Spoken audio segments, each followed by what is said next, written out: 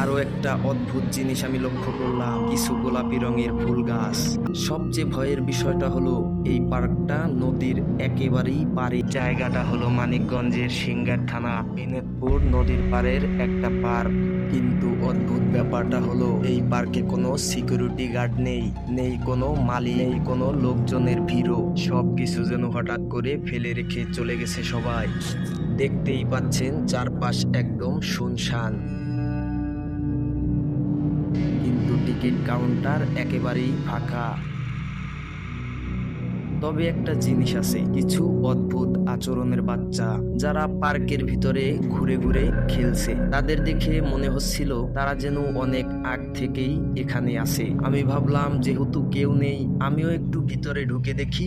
ভিতরে ঢুকতেই আরো অদ্ভুত কিছু জিনিস চোখে পড়লো। এখানে রয়েছে অনেক কার্টুন মূর্তি, মোটু আর পাতলুর বড় বড় মূর্তি দাঁড়িয়ে আছে। তার পাশেই একটা বিশাল ডাইনোসর, আর একটু দূরে একটা জেব্রা।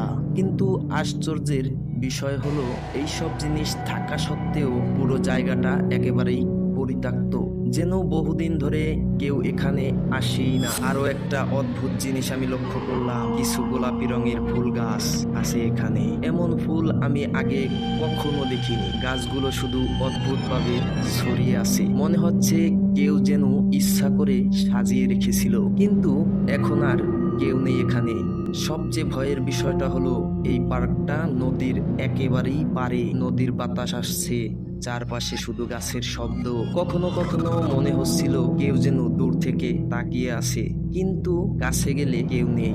আমার মাথায় তখন একটা প্রশ্ন ঘুরতে লাগলো, এখানে সিকিউরিটি গার্ড নেই কেন? পার্কের মালিক কোথায়? তারা কি কোথাও চলে গেছে, নাকি কোনো অজানা কারণে এই পার্কটা ফেলে রেখে গেছে? আর যদি সত্যি এই জায়গাটা পরিত্যক্ত হয়, তাহলে এই বাচ্চারা এখানে খেলছে কিভাবে? তারা কোথা থেকে আসে?